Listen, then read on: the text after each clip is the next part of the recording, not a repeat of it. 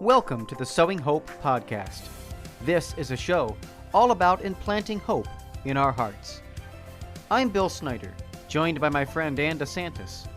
We're glad you're here for our uplifting conversation about faith and how it sustains our hearts through all the seasons of life. Thanks for walking with us. Hey everybody, welcome to this episode of Sowing Hope. I am Bill Snyder and it's wonderful to be with you. I am so excited for tonight's episode because I also have an announcement to make that we're going to be changing the format of the Sowing Hope podcast just a little bit. We're going to be finally using video, not just a splash screen. For those of you who are watching on YouTube, you're actually going to be able to see faces going forward. And that begins tonight. On tonight's episode of the Sowing Hope podcast. And this is a special episode as well because Ann and I actually had the opportunity, as we mentioned probably a month ago or so, to go to the Catholic Marketing Network in Schaumberg, Illinois, which is a suburb of Chicago. And we were able to get together in person and meet a ton of amazing people during this conference and trade show. While we were there, we were able to film some interviews with some people that we met at the trade show. And so Ann did the interviews, and we have video for you. You're going to be able to watch tonight's episode with 5 different guests. And I'm going to let Ann take it from here and put on this episode of Sowing Hope for you all. Thank you so much for tuning in, as always, to Patchwork Heart Radio. We hope you enjoy this new video version of the Sowing Hope podcast. Hello, welcome to the Sowing Hope podcast. This is Ann DeSantis here. Now, my co-host isn't with me right now for this show, but we are on location together at the Catholic Marketing Network Conference. And I have an amazing guest for you today on Hi. Sowing Hope. I have Ashley Zahorian. Thank you so much for joining us. Thanks for having me here. It's great to talk with you guys. Yeah, you too. Now, Ashley is the CEO of CMAX TV. We're going to learn a lot more about that. But why don't we start out with you? Just tell us about yourself and how did you get involved in the business? Sure. Well, I grew up in Hampton Roads from Virginia, and I was always an avid media user. I actually was homeschooled growing up, but I always had TV, radio on in the background while working. So honestly, I probably had more media exposure than most kids in public school, but grew up in a very devout Catholic household. It was always about love. Because we go to Mass because Jesus loves us and because we love Jesus. There was always that focus. So I got very involved from an early age in music, in the choir, and we had a band and youth group and all of those wonderful things. And going to Steubenville and really meeting Jesus there in the youth conferences. So I always knew that media was important and powerful. I also knew that God was even more important and more powerful. So it was a very natural progression. I did major in media studies and classical guitar and Renaissance lute in undergrad. Awesome. And I went straight into youth ministry after that as a full-time youth minister. So I saw the influence media had on youth. After a year and a half or so, I started studying for my master's in fine arts from Regent University in directing while I was a youth minister. And then slowly media took more and more of my time and focus as I started producing the things that were tools for people like youth ministers. So I retired from youth ministry and went into media full time. Oh, what a journey. That's amazing. Now, I also homeschooled my daughters as well, so. Yeah. And we homeschool our 4. Oh, incredible. Awesome. So now what happened then in between time? You finished high school, college, and then what happened next for you after that? It was right into youth ministry. Okay. Yeah, so I was always active in ministry, pretty much my whole life. The first retreat I went on as a kid, I was 13. And the conference, the retreat organizer actually thought I was a freshman in college and assigned me to be a small group leader. Okay. So the first retreat I ever went on, I was handed my packet to lead a small group. And I said, I don't know what I'm doing, but okay, I've been given this to do it. So I kind of have one of those merry journeys. I was very blessed to have that growing up. And I certainly had I'd say kind of the dark time, if you will, was a lot of influence of very secular media and getting into music more so for me than video that influenced my heart and my soul in a way that I didn't really understand at the time. I just love hearing your journey. You're going to have to come on some of our other shows because I also host a show called Journeys in Faith, so you have to join us. Now tell us about CMAX. I really love what you're doing there. Sure. So CMAX is a Christ-friendly, on-demand streaming platform for both entertainment and formation. We started it really because there's a lot of people doing great work, right? Both content producers who don't have good outlets. You know, a lot of the ones that are Christian outlets are very segmented. They're very, very on their specific mission, which is fine. But if there are things that are more in the entertainment sphere, they don't really have a home. There's also not really a home for what we call Orthodox charismatic in a lot of places. So, and we're very open to a lot of different things. Our rules are it must be not contradictory to the Bible or the Catechism of the Catholic Church. But we are a home for ecumenical content. Most of us on the team are, you know, if we were to self-identify, we are Orthodox charismatic Catholics who go to Latin Mass sometimes, or all the time for some of us, but are also, you know, listening to Matt Maher, and we're in Eucharistic adoration and praise and worship and very open to the gifts of the Holy Spirit. So we are a home for a wide variety of things and a place for content producers to be valued. We are big believers in putting our money where our mouth is with Catholic social teaching. Content producers are valuable people, and their work should not be expected for free, which is something that's very different for us. Unless somebody insists that we don't pay them, we want to pay them whatever that share is we can of what the company is bringing in. And we also want to use instead of using marketing dollars to pay for ads, we do a tithe back program to our partners. So those are kind of our three pillars. We want to give people a place where they can watch both entertainment, when you want to watch a reality TV show before bed that doesn't destroy your faith, and formation, when you want meat and potatoes, if I want to go deeper in how does theology of the body work? How do I help somebody who is struggling with understanding same-sex attraction? Some of those deeper topics that just have to be formational content. Plus, I just want to relax and watch something and unwind, and helping our content producers and the affiliate partners who are telling people about CMAX. Awesome. Really. And I have to thank you too, because you interviewed me for my work, which I'm the director for the St. Raymond Nonnatus Foundation and an author of a book. And so I was interviewed by your team yesterday, so thank you. And also my co-host for the podcast, Bill Snyder, you also interviewed him too, so thank you for doing that for us. And isn't it great to be here at CMN? It's such a wonderful collaborative atmosphere. It really is. So tell us a little bit about your family life too. And how do you balance everything? That's amazing. Well, you got good lessons from your own upbringing, for sure. Yeah. So my parents always tell me I do too much. So that's what they say, my upbringing. I have 4 kids. I've been married for 11 years, and we have 4 children. So they are 10, 7, 5, and 3. We homeschool, but we use a hybrid schooling. So 2 days a week, the older kids take classes at a Christian community school. Good. So we're not 100% doing it ourselves. To-do lists in Google help our life function. We have multiple Google calendars, and we have a team. That's really the thing. We're not alone. So my husband is a field agent with the Knights of Columbus, and he really does most of his work in the afternoons and evenings, and I'm in the office in the mornings. And we switch who does what with the kids, and then we really guard our weekends for family time and prayer time. Well, you know, God helps you to balance it all. That's what it comes down to. Can you tell us a little bit about the kids too? Sure. Love to hear.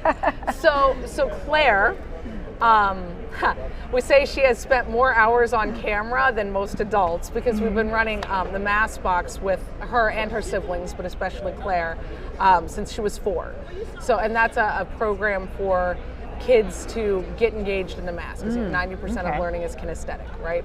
So we saw with Claire that she was really struggling to connect at Mass when she was young. So, and she really connected with crafts and artsy things, like horseback riding is her love. Oh, my daughter was the same. Yep, horses and art. You know, she's always absconding away with a glue gun, or, you know, she was working on making a a lounge chair out of some scrap wood in the backyard the other day. So her crafting has progressed. Creative. She is. She's very creative. So she really loves working on that. So doing both her own projects and then together as a family, we make the Mass Box, which goes out to families to have crafts and activities to do, and then they're on camera for doing those crafts and activities. So we're very all over the place with our family, with all working together to do these things. Awesome. And then Dominic loves, his goal in life, he is 7, he wants to be a blacksmithing, guitar playing astronaut. So he has been learning those trades. Not really the trade of being an astronaut, but he builds a lot of spacecrafts out of Legos and reads science. Our 5-year-old Joseph, he loves to cook. He is very possessive of the coffee pot. He brings me coffee in bed every morning.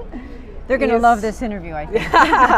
Yeah, he won't let anybody touch the coffee pot. He sets the delay the night before, and he knows how we like our coffee, and he knows if you want mommy out of bed, you bring her coffee. So he's great. And then Catherine is 3, and she loves to dance and sing, and she loves her Daniel Tiger.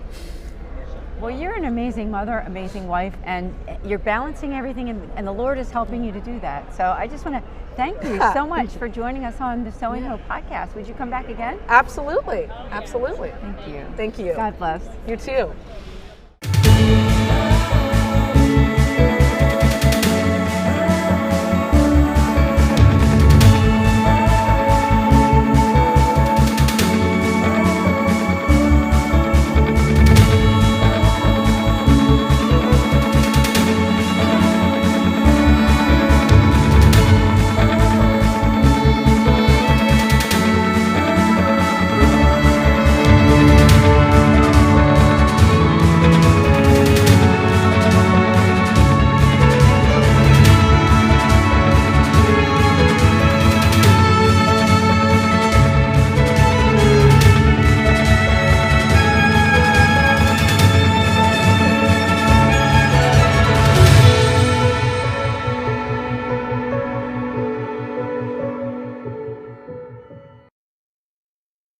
We are on location at the Catholic Marketing Network Conference. It's so great to be here, and I have an amazing guest for you. I have Tom Esposito. He is the Chief Operating Officer at CMEX. Welcome, Tom. Thank you so much for joining us. Oh, it's great to be here. It's great to be introduced as an amazing guest here, too. I think that's the best I've heard today. Well, you are. Let's hear about your life and your family. Tell us anything that you want to share with us about your faith and how you got involved in what you do. Sure. So, I'm husband, wife Kelly. I've got 4 children, and so as far as my faith and my faith journey, like my background, I kind of started off with the idea that I was going to be moving into business and whatnot, but little by little I kind of see I was not really strong in my faith when I was younger, even though I was raised Catholic and still did the basics for it.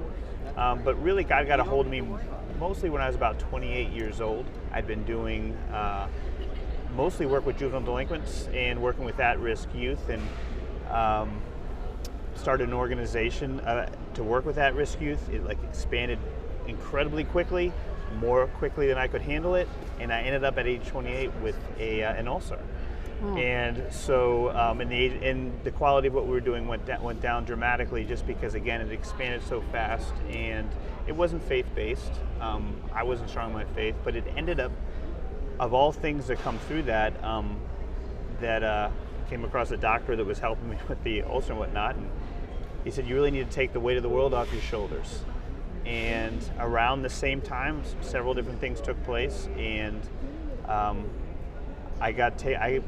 one of the few people that really got to get discipled by somebody. Somebody took me under his wing, and he was a Catholic apologist, and for like a 7-year period, he took me under his wing, and we did pilgrimages together, talked about the faith, and that same year, I was asked if I would consider doing youth ministry at our parish, which was a shock to me, but the pastor knew that I worked with at-risk youth, and he said, would you consider this? And my response was, I don't know what I would say to a good kid.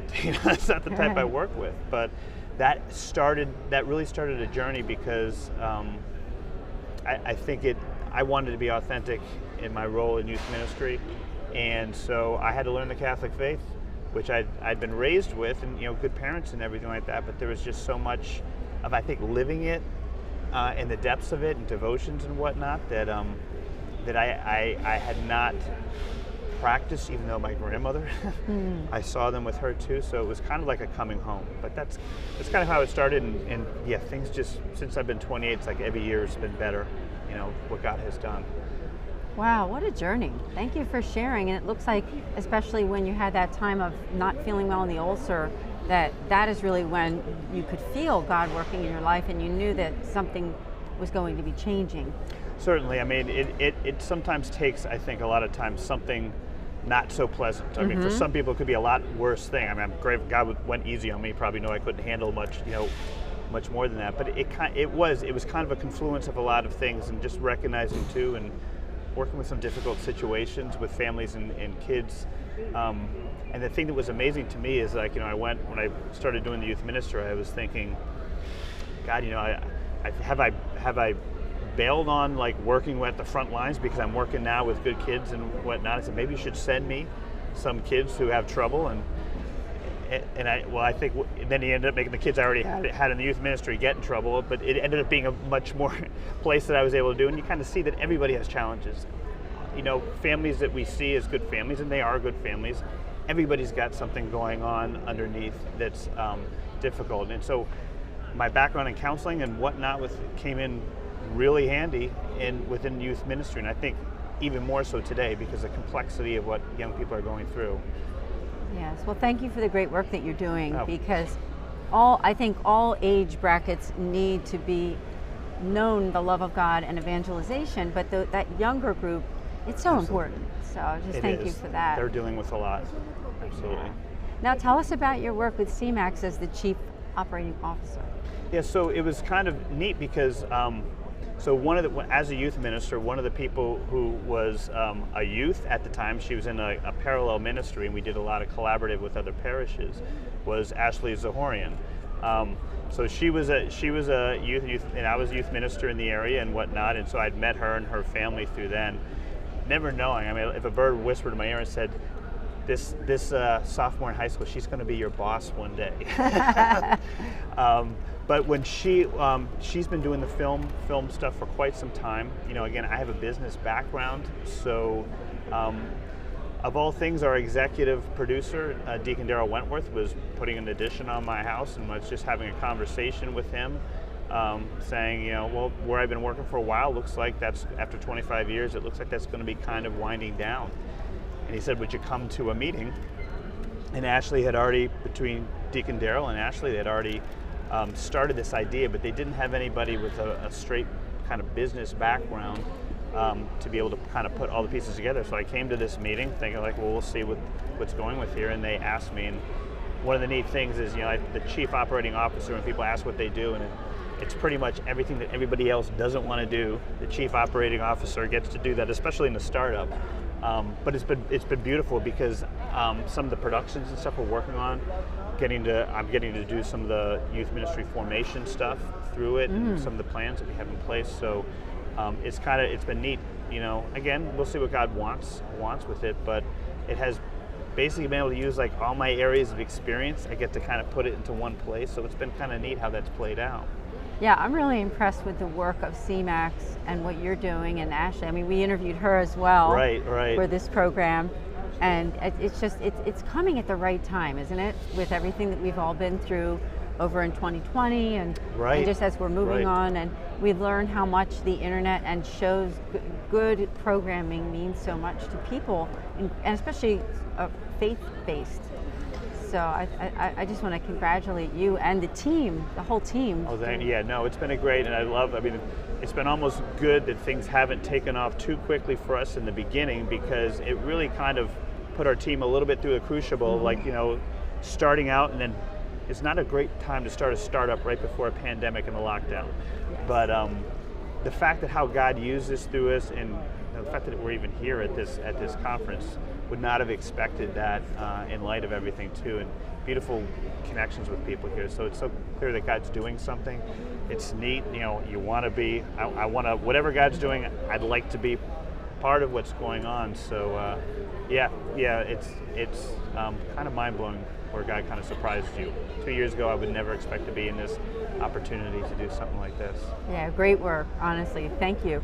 Now, I know you're involved in some other things. Love to hear. Sure. So I've been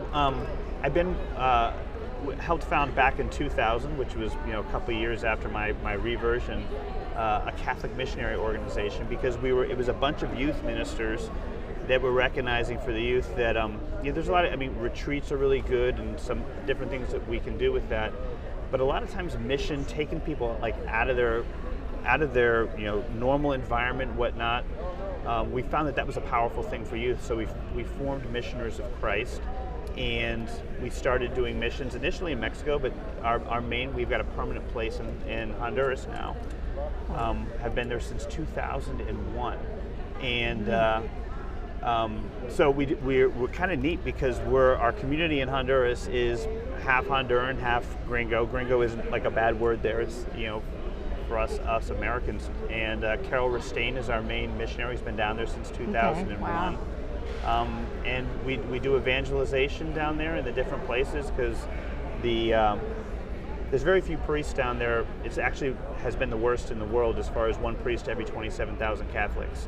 So the opportunity as lay people in communities to be able to help out is really significant. And a lot of times we have the Franciscan Friars of the Renewal are down there too.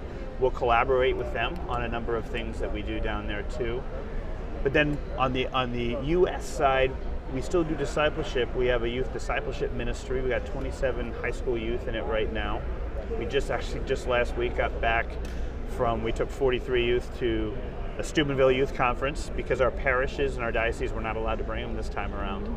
So we got to do that. So we did that. We got back at like almost midnight on Sunday night. I had Monday, and then Tuesday we flew out to this. So my head's still a little bit spinning from that, but it's been a beautiful thing. Again, getting to see youth today that they want something authentic, they want something real, and now again with the opportunities to create good formation material through CMAX with some great professionals for youth ministry. We're looking at combining the discipleship program that we put the youth through and creating good content so that more beyond just the youth that I can access could have access to it. We're calling the program Transfigure, and looking forward to see what God wants to do with that. Yeah, yes, and that's because that's CMAX's hashtag. We're trying to start as hashtag Transfigure the Culture. We want to be part of doing that. We think media is one of the most effective tools that there's out there to be able to do that and to reach the people. Awesome. Now, is there anything coming up or call to action that you want to tell our audience about this year with CMAX or even with other things that you do?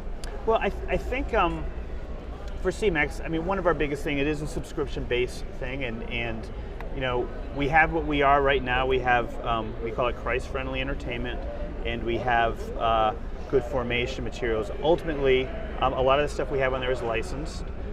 We do have the people that would like to create. We've got John Forte. We've got some really talented filmmaking people. Ashley, of course, too. We want to create some of that Christ-friendly entertainment and formation too. And so we basically do that through subscriptions. Now, again, if there's people that want to particularly fund a project, like let's just say Transfigure, we're just about done. Ashley's just about completed the project, the documentary on Father Cantala Mesa. She may have talked about that in her segment. But yeah, we've got about 24 different projects that we want. Any of them would be beautiful to be funded by somebody who says, yeah, that's something that I think would really help the culture right now. So again, my thing that I'm looking at right now is the Transfigure. And again, if somebody thinks that really looking at how we can help, not just, it's kind of beyond just youth ministry, but in moving past just formation, but really challenging, how do you live out a Christian as a high schooler, as a youth? How do you live out a Catholic Christian lifestyle and actually thrive in it when you're now we're even beyond a post-Christian culture. We're moving into an anti-Christian culture. And how, because God always wants to navigate us through whatever challenge it is, how do we help equip young people to be able to do that again, not just survive or just like stay in our little close groups, to be able to actually thrive in what our current world situation is. So that's what we want to be part of doing, building communities of young people and families that are part of that. Well, I have to say, you're really doing beautiful work, and thank you so much for being a guest on Sowing Hope Podcast. Would you come back again? Oh, absolutely. I love your group here. I got a chance to talk with Bill for a while too, so I'm totally in. Today, many students go to college with numerous questions about their faith, yearning to know if the seed planted in them as a child is both true and practical. Using the miracle on the road to Emmaus as a model, young adult ministers conversed weekly for 3 months with college students about the most pressing questions they had about the Catholic faith. As they journeyed together virtually, something amazing happened. Doubts disappeared, fears faded, and Jesus revealed that He is still alive. Hearts Burning Within Us, the latest book from Patchwork Heart Ministry, is a result of that grace-infused conversation. It is the perfect back-to-school gift for recent high school graduates and current college students. Get your copy for them today at patchworkheart.org or by calling 424-704-3278. That's 424-704-3278. I have a wonderful guest with me today. I have Barry Smith. He is the president of the International Catholic Media Association. Thank you so much for joining us, Barry. Glad to be here. Thank you. Yeah. Now you have quite a faith journey. You have a heart for the pro-life movement. Tell us a little bit about yourself and your journey. Sure. It really started formally when a former classmate of mine in high school that I ran into again after many years. He was in Catholic radio, and I heard him on the air one day. We reconnected, and we started a nonprofit called Pro-Life Champions. And we were both committed to pro-life. And at that time, it was coming up on the 40th anniversary of the federal decision of Roe versus Wade. And we thought, well, we need to do something about that. And we created a documentary called 40. And it told the story, obviously pro-life, but we had some people in there that used to be in the abortion industry and had a different look at life and how they came about. Well, during that film, I met a lady who was very pro-life, and her name is Eileen Vogel, and she told me that she was strongly into the pro-life movement. I said, well, that's great. We can talk. And she said, well, I was part of the March for Life. And I said, well, that's wonderful. And she said, well, I was one of the founders of the March for Life. And I said, wait a minute, what? And she said, yeah, I was one of the founders. And I said, well, we've got to capture that story. And she lives not too far from me, and there's a religious institution called Marytown that we would see each other at a lot. And a month turned into a few months, turned into a year, turned into 2 years.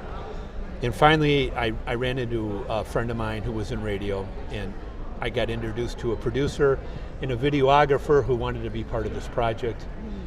So we started telling the story of the founders of the March for Life. And very compelling how they got introduced to Nellie Gray. And in October of 1973, Nellie wanted to get some constituents in Washington, D.C., and they were going to get a constitutional amendment to overturn Roe versus Wade. And Nellie's idea was, well, we're going to have a march. And every constituent that she invited to her house that day said, no, we can't do it. We can't do it in January. It's too cold. We don't have any money. We can't get the word out. It'll never work. No, no, no. As Eileen says, typical Beltway thinking. Well, Nellie had gone to the National Right to Life database, and she invited some pro-life leaders from around the area and around the country. And 6 of these people responded and came. And there was Mary Ann Pierce, Peggy J. Cox, Eileen Vogel, Bill Devlin, Lou Gardner, and John Maughan. And they all came, and Nellie said, I want you to stay for dinner at my house on that Saturday night. So after all the constituents said, no, we're not going to do it, Nellie invited them for dinner, and she said, now I want to hear what you have to say. They went around the table, and they all said yes, yes, yes, yes, and yes. So unanimous, yes, we need to do this. We need to have a march, just one march. They were going to do it one time. And without any finances, without any social network, without any kind of formal communications other than a telephone and writing letters and asking for donations. Wow. And submitting some formal letters to bus companies, which John Maughan was a really good person at. He ran busing companies, so that was his niche in this. Eileen Vogel went back to Pittsburgh and she manned the phones. Lou Gardner was connected to the Knights of Columbus, got them to volunteer for the first march to security. Peggy Jaycox was a former police officer. She helped with some local security and working the grassroots. And Nellie handled all the legal in Washington. She was an attorney. She took care of all the permits. And they said, okay, let's do it. Wow. And those 7 people from October of 1973, and through one clever rose campaign by Peggy Jaycox, collected $45,000, spent $22,000 on the first march. So they had $23,000 to the good in the bank. They pulled off the first march, and then they said, well, I guess we're going to do it again. And that's from that inception of those 7 people, we unfortunately, we have now a global event. 17 countries, 38 states, and still growing. Incredible. Yeah, based on that commitment, and the commitment of those 7 people. We're not going to take a dime. We're going to sacrifice our families, our commitments to being mothers or fathers, and they gave themselves tirelessly, day after day after day, not ignoring, but putting their families second, so they could come out as victorious to get this march to come off. And they were successful. What a story. I mean, thank you for sharing. I think this needs to be told, doesn't it? It really needs to be told. It's an important story about the mission of pro-life. The entire, like you said, pro-life. Because now that we started telling the story of the March for Life, some of these people said, well, you have to go meet this person, or you have to go meet this person. They were my mentor. And there were several pro-life organizations in the country, because prior to the federal decision of Roe versus Wade, there were already 7 states that had legal abortion, New York being all the way to full term in 1971. So and John Maughan and Lou Gardner and Bill Devlin all came out of Long Island. So I mean, New York was a big pro-life state because they had the biggest adversity. And you had Colorado, Oregon, Hawaii, that were all, legalized abortion. So the pro-life movement went prior to the march, and we started finding all these pro-life leaders. Joe Scheidler was a very good friend of mine. I used to go to his office frequently, and one day he said, I want you to have all my documents. We were just going to throw them out. I said, Joe, you can't. Over 1,000 cassette tapes and VHS tapes and handwritten notes and journals. And he said, if you want it, you can have it. So we put it into our archives, and now we're going to convert it into digital format. You were telling me about that. Right. Tell us more. So the inception with Joe, and then I met a wonderful woman who was with the Women Concerned for the Unborn Child, which was the second oldest pro-life organization in the country. And they were out of Pittsburgh. And Eileen Vogel came out of that group. And there was a woman that helped co-found that. Mary Winter was the founder, but Randy Engel, who was still a pro-life activist, an author, and she worked with Charlie Rice, who was out of Notre Dame in the mid-'60s. And Randy had published several books and was a pro-life advocate. And I went to her house after I was introduced to her through Eileen. And Randy said, well, I've got 5 file cabinets of boxes of documents and notes, and she said, I want you to take it. I didn't know what to do with it all. I said, oh my. So now I've got Randy Engels, and I've got all of Joe Scheidler's, and then I talked to Judy Brown, who started the American Life League, and she's got her stuff on file with the Sisters of Life out in New York. So now we have access to her material, and Dr. Herbert Ratner out of Chicago, who's got all his files in storage in Steubenville. So now we've amassed a library of pro-life material that goes way beyond the March for Life. So I said, well, we need to get all this categorized and filed, and we're going to create the pro-life museum. And it's going to be a digital format, exciting. online, and we'll index it and file it, and people through a membership will have access to all these important documents, and hopefully we'll create access for universities so they can, as it was stated in the early 1920s, when you had the eugenicists and Margaret Sanger, they got a lot of their word out just by accessing the same types of files. And they would write, they would publish letters and they would publish articles, and they convinced millions of people that eugenics was the way to go. That, forced sterilization, population control, removal of the undesirables, and they gained a tremendous amount of access by accessing all these files. So now we can counteract it. Yes, absolutely. I'm so glad that you're sharing this with our audience on the Sowing Hope podcast, because a lot of people don't know about all this, and that's why what you're doing, this work, will be preserved. Can you tell our audience, how can they help? Is there a way that other people can help your mission? Oh, sure. We have a website, first7steps.com. First 7 Steps. It's FIRSTSEVENSTEPS.com, and that will give you an introduction to the film and it'll link us to our other website. But you can donate, you can learn about and see in this. We have a couple trailers posted about Eileen and in the story, and then as it builds into the museum itself. So we build financing and get a team together to art. We have thousands and thousands of items to convert from analog to digital form, and then to bring up into the museum. So our needs are ongoing, and but anybody, if you want to be a part of it that way and learn more, we would certainly welcome any feedback, any help. Yes, I want to make a shout out to our audience. Yeah, please any do. financial Consider. contributions. And there are certain levels that we can recognize producers on financial commitments and membership on the through the museum. So beautiful yeah, work. there's a lot of opportunities. And before we end our interview, is there anything else that you'd like to share? Because obviously you're doing so much and there's a need there. So anything else that you'd like to end with? Well, I want people to know the importance of the history. Yes. We were at the March for Life right before the pandemic. Probably we were in the middle of the pandemic, but we didn't know it.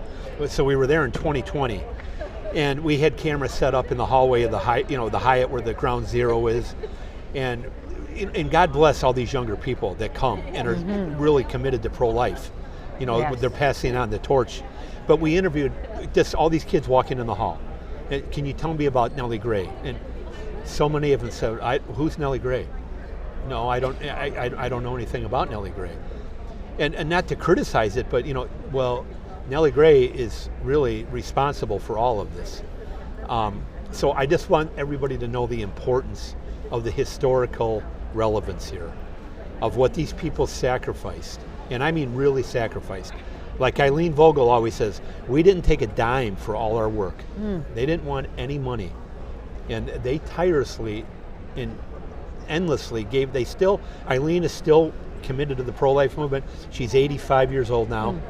God Bill bless her. Devlin's 93, and they're still working in the pro-life movement. So, Well, listen, Barry, thank you so much for joining us on thank you. Sowing Hope. I hope you can come back again Thank to our you. podcast.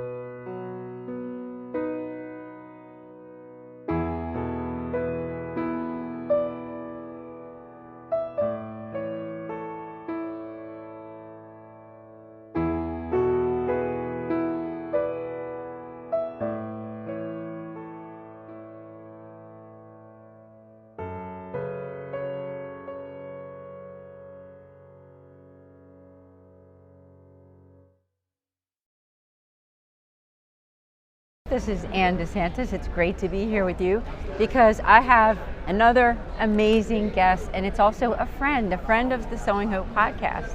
I have Carlos Santos. It is me, and it's good to see you in person. Yeah. Because we've done our virtual meetings, and now we're here. Yeah. So it's amazing to see everyone that we get a chance to meet here. So thank you for having me.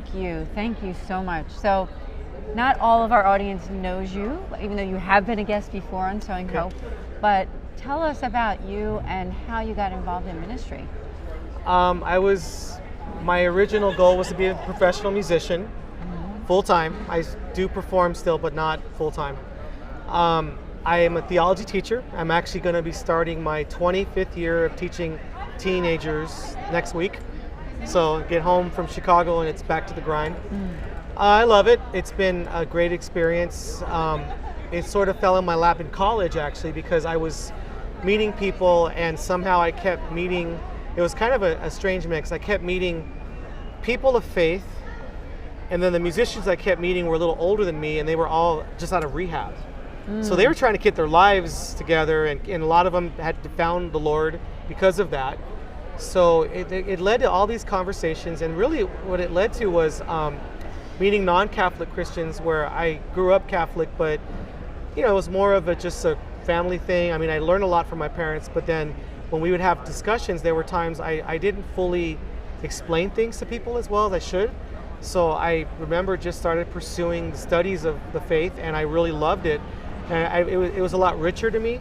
So before I knew it, I was sitting in, I was actually going to Cal State Long Beach, secular school of all things, and I'm sitting in the religious studies office because I'm going to change my major. So then I did that, started teaching, and then about 6 years later I did my master's degree in religious studies, and it was good because I got to understand the secular approach, and then learning as you teach as well. And then a couple years ago I did finish my certification on the theology of the body. Yes, and I know that's something that's very close to your heart too. Tell our audience, how did that become something that's so important to you as well? I honestly didn't even know about it until Pope John Paul II passed away. I mean, I've seen things, I hadn't really studied it. And so after he passed and they were talking about his legacy, they were talking about, oh, this is a beautiful document. And so I was like, oh, because I was so focused on other parts of theology, I really didn't look into that. And then I moved to Arizona and I started working at this school where a colleague of mine had gone to the Institute in Philadelphia, and she had purchased a real simple beginner's book from Christopher West for the department. I read it, I just thought this looks interesting, and right away, the first chapter, I was like, oh, this is really good. And as I got through the book, it just really hit me. So I was still new at the school, so I just thanked her. I said, well, thank you for the book. I didn't really think anything of it. I didn't really know her that well, so we didn't really engage in a big conversation. And then next thing I knew, she says, would you be interested in going to the Institute? I go, sure. She's like, when the school will pay for it. I'm like, okay. So I did go, and I wasn't sure at the time I was going to see the whole thing through, but that first course just rocked me to the core. And I started sharing with my students and just really helping me see who I was as a person.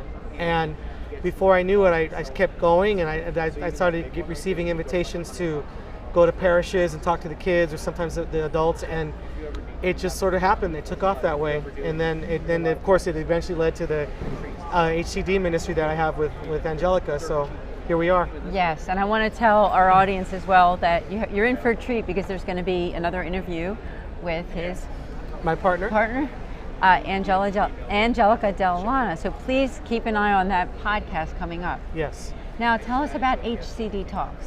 So HCD Talks started as you have a couple friends who, one is the theologian, and because I would teach theology of the body material, I always found that the more evidence I had to really back church's teachings, it was more effective with anyone. So some of it was medical, so I would do a lot of homework on it, but I always like to clear things and make sure I have the right thing. I don't use Wikipedia, but you can't always rely on the internet or other sources. So I would call her because she's a nurse practitioner.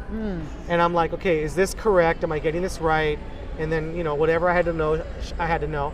But then she was doing confirmation classes, and then there were times she would ask me, well, how would you approach this? Or my favorite ones were, well, can you just give me your notes? You teach this subject on your classes.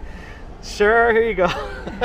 But then it was just, she was writing papers for her nurse practitioner master's degree, which had, for going to Azusa Pacific Christian College, she always had to have a theological element in her papers. So then she'd call me and say, well, here's what I have, can you read this? And so we were helping each other, and it just kind of evolved into a, why don't we just start a ministry and use the theology with the medical, and here we are. It's so beautiful, and I have to say that my co-host Bill Snyder and I are so blessed to know both you and Angelica and be here We're blessed as we to know are you both as well. taping this at the Catholic Marketing Network Conference. Yes. And this has been an amazing experience. Yes, it has been. It's been amazing. I've been to other conferences, but everyone here is so invested in just ministry. Good word, invested. I love seeing people go to a conference because you never know what it can do for them. But you know, these people, like, we're already kind of in it. And I'm kind of watching people, I'm inspired, I'm humbled, I'm like, I don't know if I'm working that hard. We really need to, work harder. Yeah. So it's, and of course the talks and some of the insights from the people who've been invited to speak has been phenomenal. I've learned so much from our colleagues and it shows us what we have to do with our ministries. Amen. Thank you for your work. Now, I'd love for you to tell our audience also about your new book. His new book is called I Am His Mother.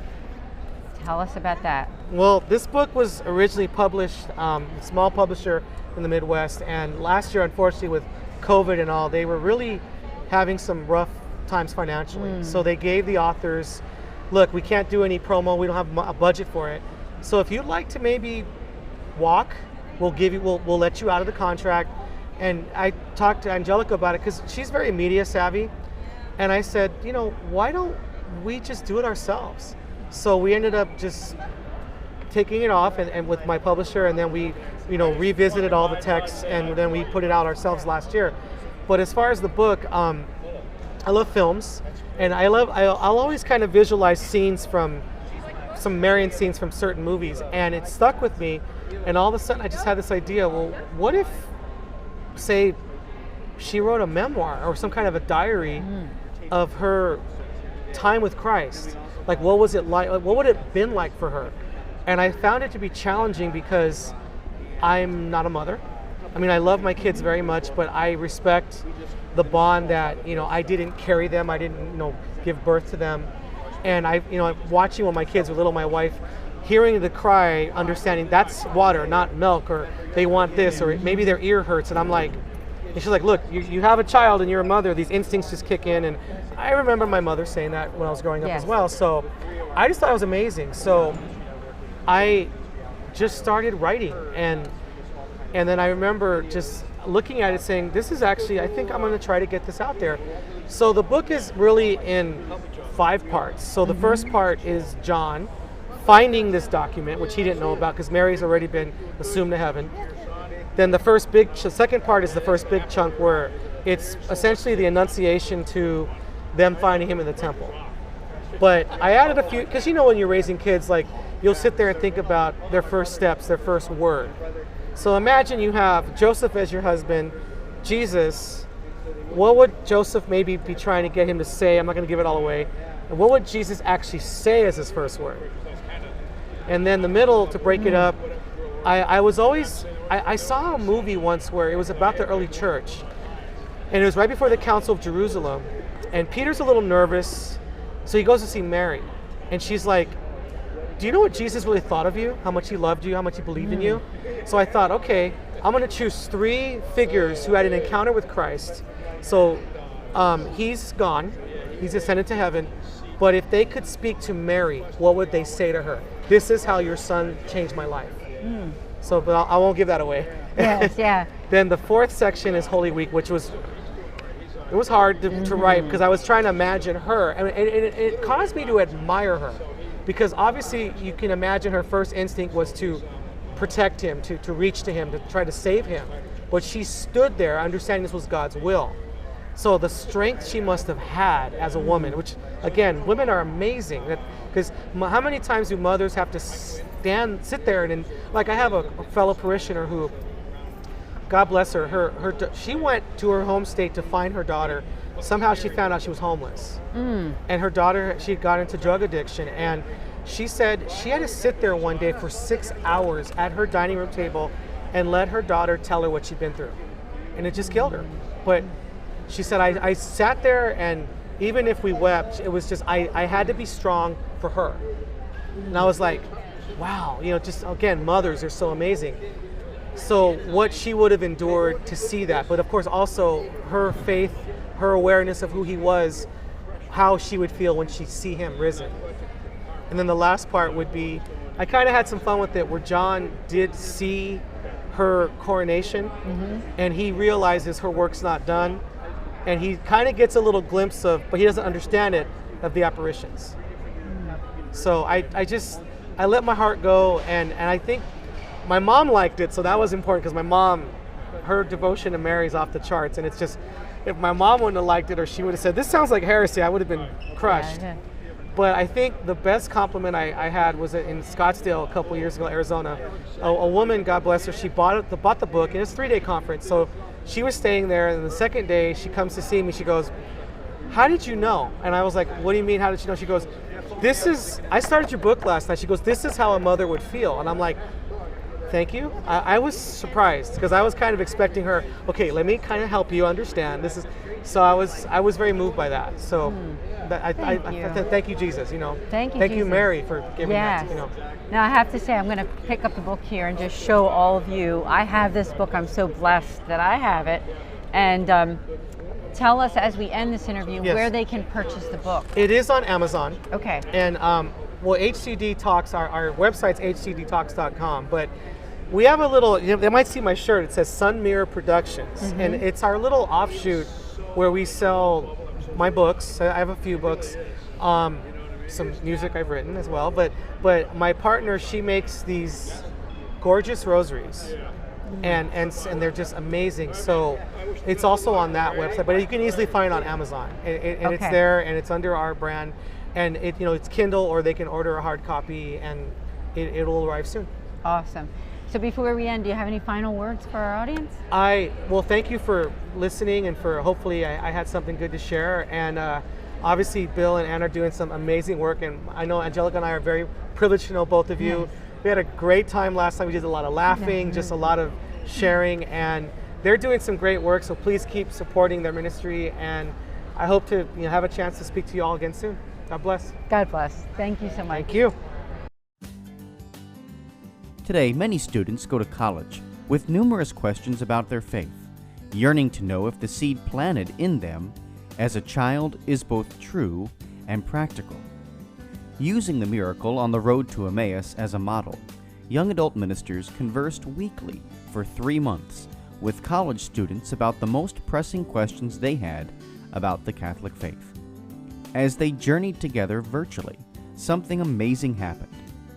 Doubts disappeared, fears faded, and Jesus revealed that He is still alive.